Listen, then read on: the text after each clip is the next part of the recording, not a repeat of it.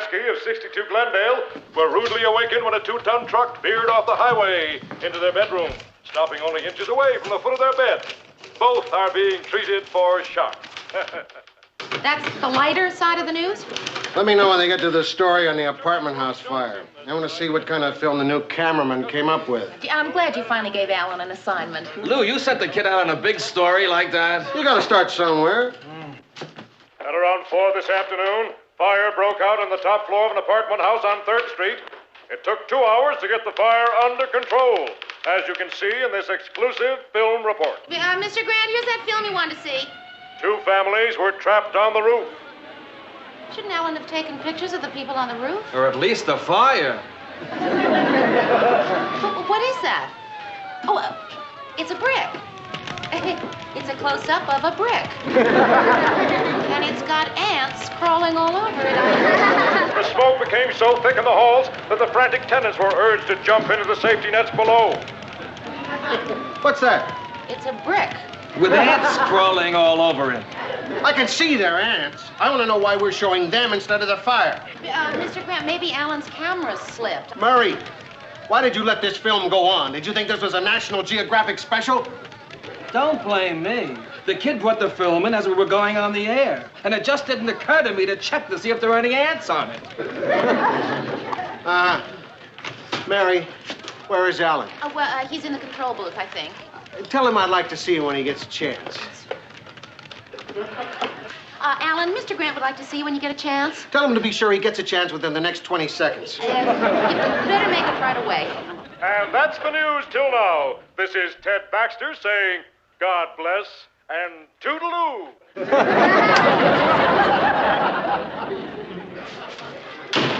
Did he like it?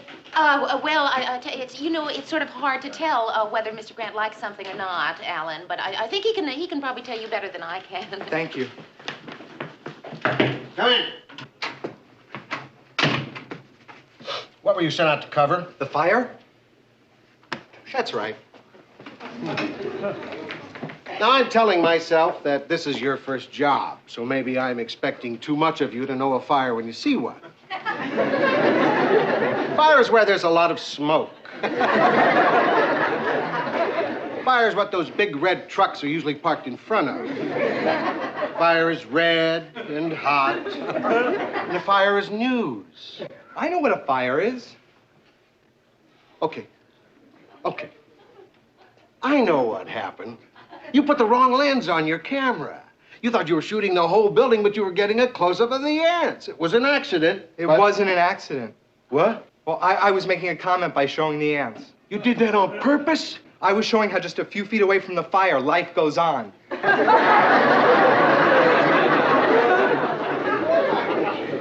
Why not show that just a few feet away from the ants, there's a fire going on? You gonna let me go? No, I'm not gonna let you go. Like it or not, I'm gonna have to make a news cameraman out of an insect freak. For one thing, I'm short a cameraman. For another thing, well, you know. Okay, if that's what you want, I'll give you film like the rest of the news shows. I'd like that. We've never had film like the rest of the news shows. And another thing, you're on call around the clock. I want you to keep us posted where you are every minute. I'm gonna work your tail off. I hope you've found some inspiration from our little chat. Yes, sir. Hi. Hey, Alan, how's the boy? I got really royally chewed out. I guess you heard. Oh, did you? No, you can't ever hear what goes on in Mr. Grant's office. No, my machine makes so much noise. Hey, Mary, has my wife called? No, not yet, Mr. Grant. So, listen, you got chewed out. We've all been through the same thing, right, Ted? Right. So don't worry about it. Say, how'd you like to come home with me and have dinner with my wife and me tonight? Oh, no, thanks. Thanks anyway, but... Okay. Good night. You shouldn't be alone, kid. What you need is some company. Now, I've got a manicure. You want to come and watch? Oh, maybe some other time. Thanks anyway, Mr. Baxter. Good night, Mary. Good night, Ted. Well, Hal and I was going to invite you over to my place for dinner. Great. Is 7:30 all right? Yeah. Hi. I thought I missed you. Oh, I didn't realize I was setting the table so noisily. Mary, have you by any chance seen Bess? She's late coming home from a Girl Scout meeting. No, I haven't. Not that I have to know where she is every minute, but she is 20 minutes late. Uh-huh. Are you having Rhoda for dinner again? No. Oh, I see. But you have a place setting for two. Yeah, that's right. You see, sometimes I like to switch places in mid-meal. You don't want to tell me. That's quite all right. You're entitled to your privacy. I don't care who you're having for dinner. Since I don't care, why don't you tell me? It's just a kid who's new at the office, and he had a run-in with Mr. Grant today, so I thought I'd bring him home for dinner and try to cheer him up. Oh. Hi, I'm defrosting and I need some ice cubes. Yeah, sure, help yourself. Have you seen Bess, Rhoda? She's late getting home from a Girl Scout meeting. Hey, maybe she's trying for her staying out all night and not telling Mommy merit badge. Not that I'm concerned, mind you. I believe in giving a child her independence. Hi, Alan, come on in. Alan, I'd like you to meet my friend, Rhoda Morgenstern. Hi. Hi. This is Alan, Stevens. Alan Stevens, and this is Phyllis Lindstrom. Ma'am? Excuse me just a minute. Call me Phil. Everyone does. I don't. A lot of my young friends call me Phil. Okay, Phil. Some of her really young friends call her Ph.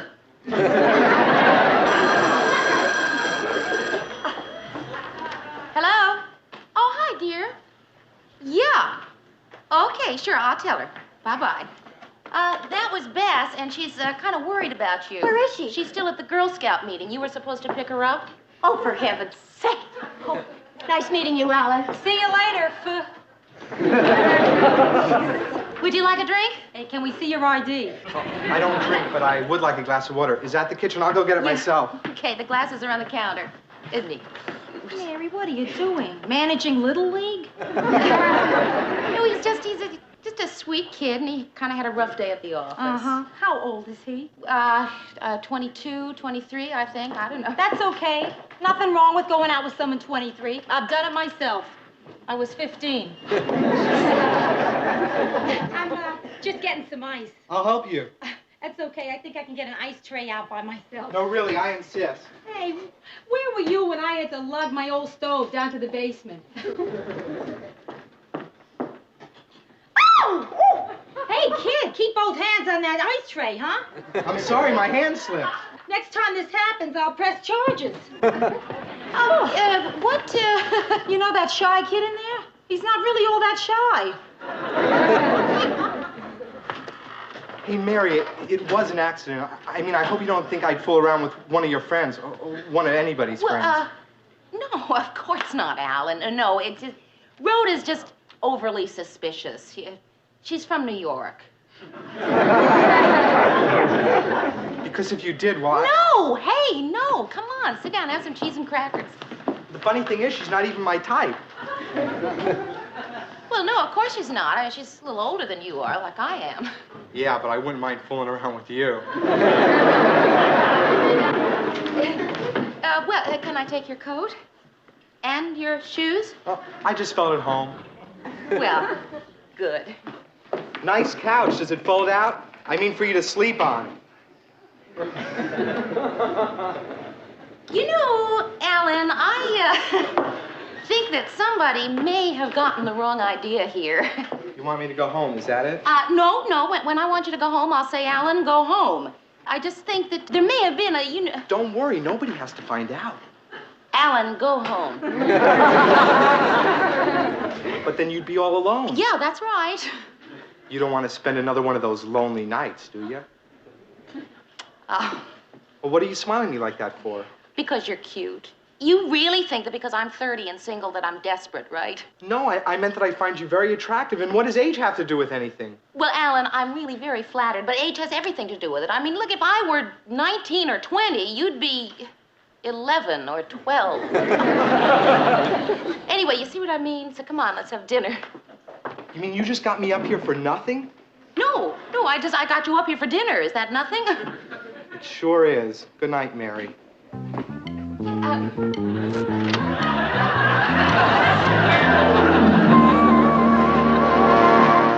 Alan, if you're trying to make us believe that Mary would invite you up to her apartment and then try to come on with you, forget it.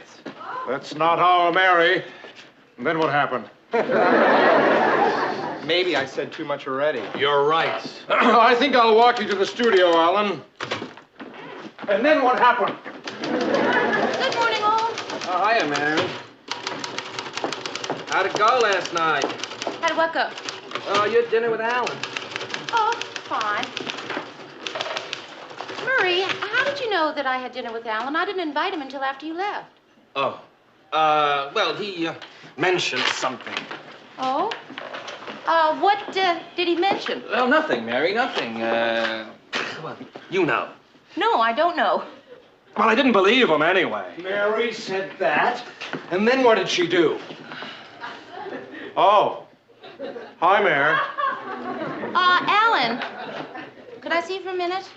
Sure, Mary. Alan, I would like you to tell Murray in front of me exactly what happened last night. I'm sorry. You're right, Mary. I should have kept my mouth shut. It was just dumb bragging. I'm sorry. Brag! Alan, you... Oh, Murray, you... I would know it. Nothing. It was... Oh, Ted.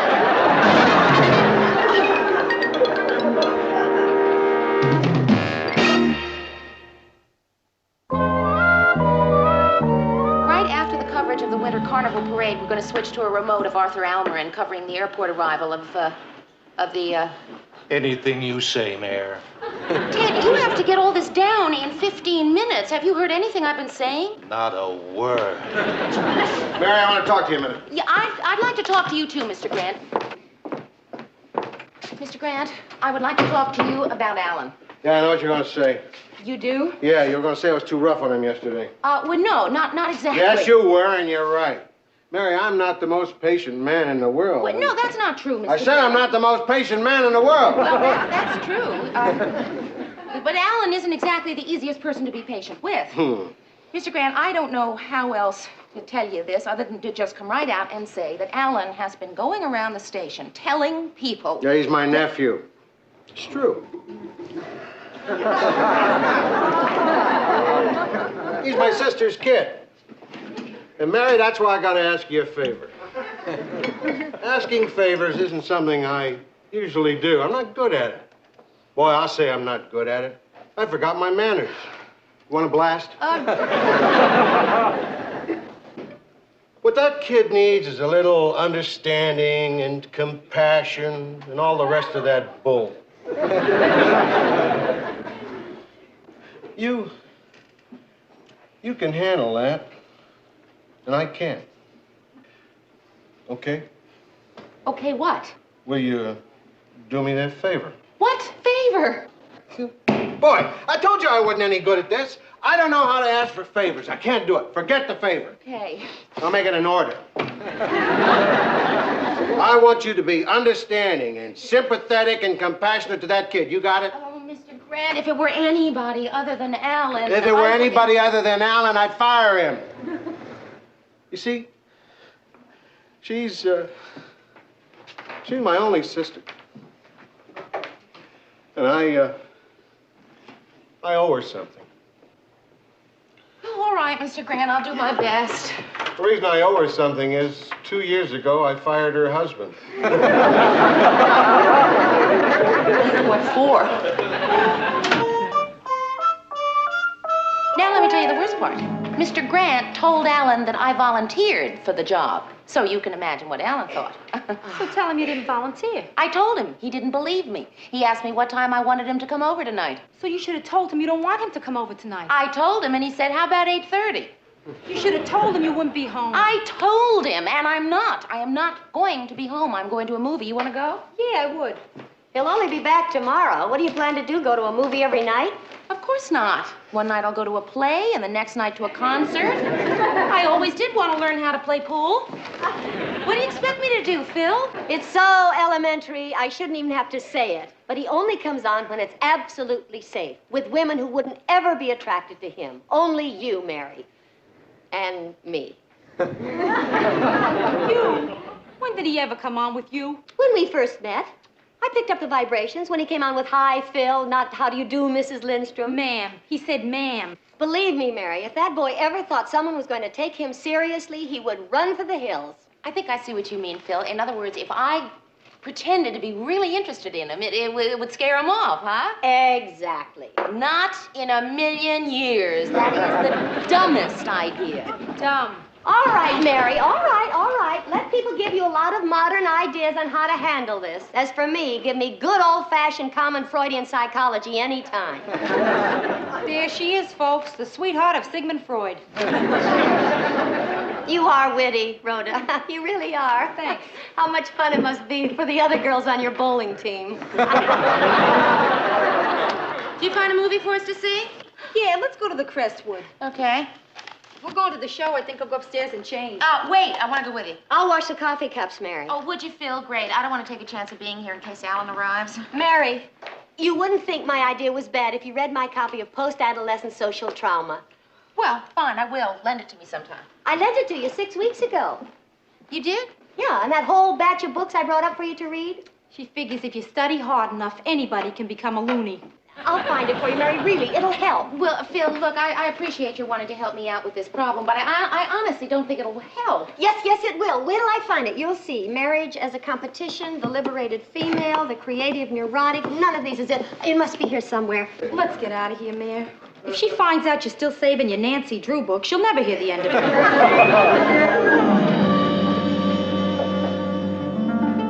Hi. Oh, hi. Is Mary here? She went out. Oh. Alan. Yes? Why don't you come in and wait for her? Okay. I don't see how she can say it's a dumb idea. It's right here in black and white. What is? Nothing. Is she gonna be right back? No. That makes you nervous, doesn't it? No, why should it? Well, because you're alone with an attractive, mature woman. Now, doesn't that make you nervous? Uh-uh. Well, of course you're not nervous because you feel safe, because you know that a person like me couldn't possibly be interested in you. If you're not, why'd you call me back in here? That's right, Alan. You're right. I am interested in you. I find you terrifically attractive. Now, how does that make you feel? Nervous? That's right, Alan. I understand why you have to leave now, and it's perfectly all right. I'm glad I could clear this up for you. Goodbye, Alan. I do understand.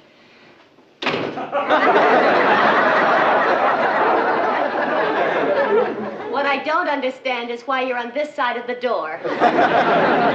I don't think it's too tough to figure. You just finished saying that... You take one more step, I'm calling the police. Hey, wait a minute. You just said that... Yeah, there it is. You took a step, I'm calling the police. See, I'm picking up the phone. I have it in my hand. See, I'm dialing the police station right now. It's ringing in the police station. The desk sergeant is picking the phone up right now.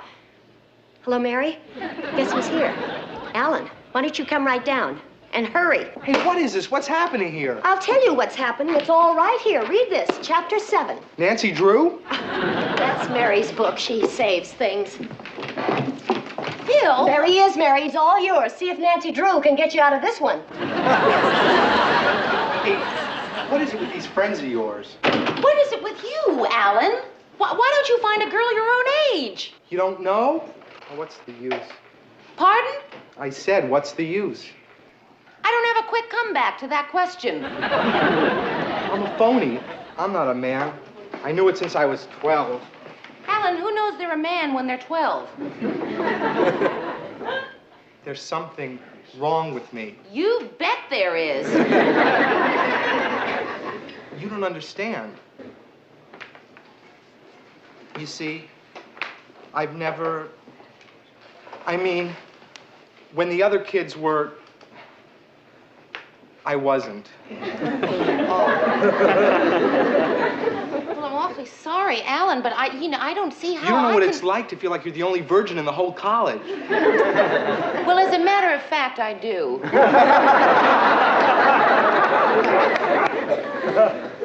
I've been waiting for someone. Someone kind and gentle and compassionate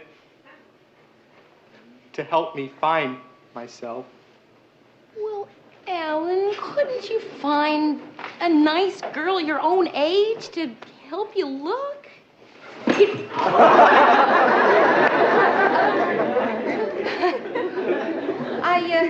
I didn't know that all of this was behind all that craziness. Send away whoever it is. I need to talk to you tonight. Alan, I really do have to go answer the door. Who is it? Lou Grant. Where is he? Who, me? You. Guess what? A brewery blew up tonight. I know because I saw film of it on one of the other stations. Since you weren't there, we don't have a single foot of film on it. Not even a lousy ant crawling around in a bear suds. Mr. Grant, how did you know that he was here? He left a message with his answering service saying where he'd be and that he didn't want to be disturbed. I don't know how to break this to you, but I may end up disturbing you. Mr. Grant, could I talk to you for just a moment, please? Mr. Grant, Alan has problems. I mean, he really does. What's he been handing you? What have you been handing her? Mr. Grant, please, they're very personal problems, and well, he has problems about women. You do, huh? Hey, Uncle Lou, I was just kidding around. You were just kidding around? Look, you, I want you to remember something and remember it forever. I think of this girl here like she was my own daughter. That means she's your cousin. You get my meaning? Okay, I'm fired. Ooh, no. As of now, you're third apprentice in the developing lab. I can always quit. Who says so? Now look, there's only one woman down there in the lab. She's a negative cutter named Jocelyn. Tell them what Jocelyn's nickname is, Mary. Well, it's not really a nickname. It's just what some of the people... Bomber. Tell him what Bomber did at the last Christmas party, Mary. Oh, you mean when she beat you arm wrestling?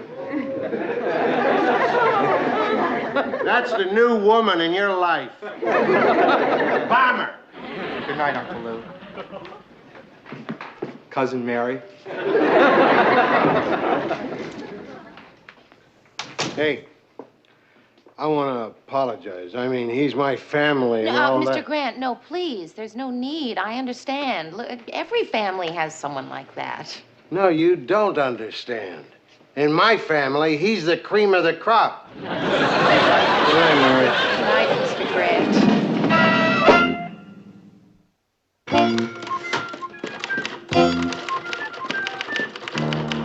Hi there. Hi, Ted. Good thing Lou put that kid in his place. He's a troublemaker, you know. He was even beginning to spread rumors around about everyone, even you. Oh, really?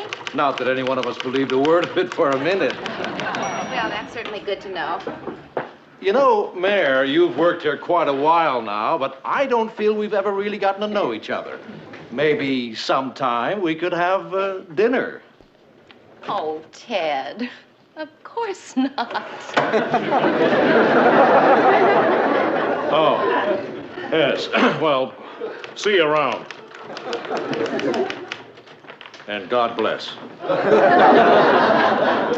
And